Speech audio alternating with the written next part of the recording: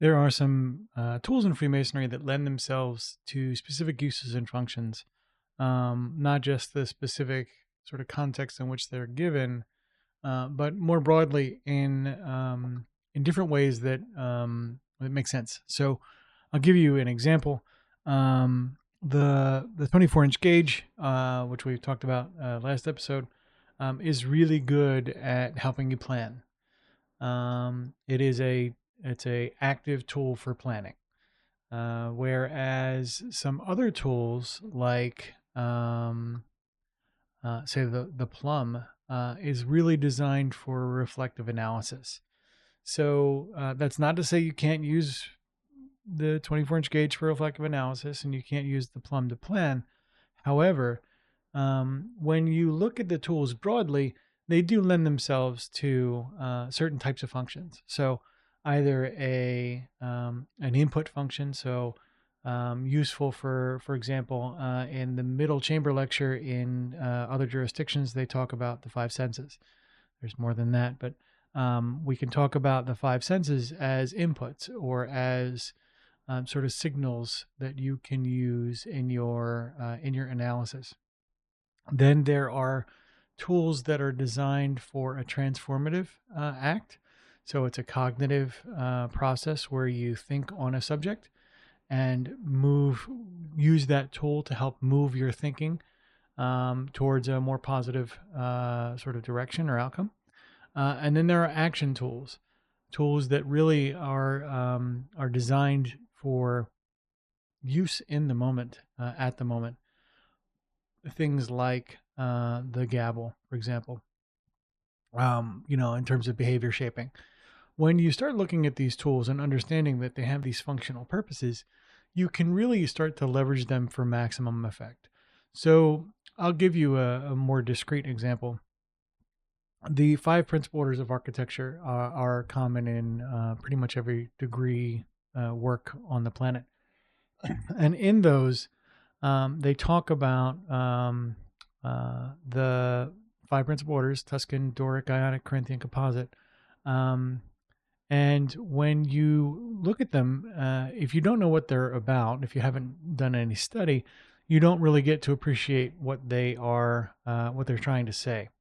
But the Tuscan is largely a utilitarian. It was the easiest column to make. It was the easiest column.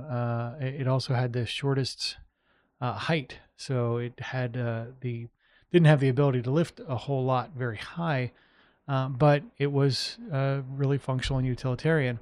Whereas if you go all the way down to the other end of the composite, you're really talking about something that is both functional, beautiful, and really quite strong. You get the benefits of all of those things. So each one of those columns, for example, is a perspective.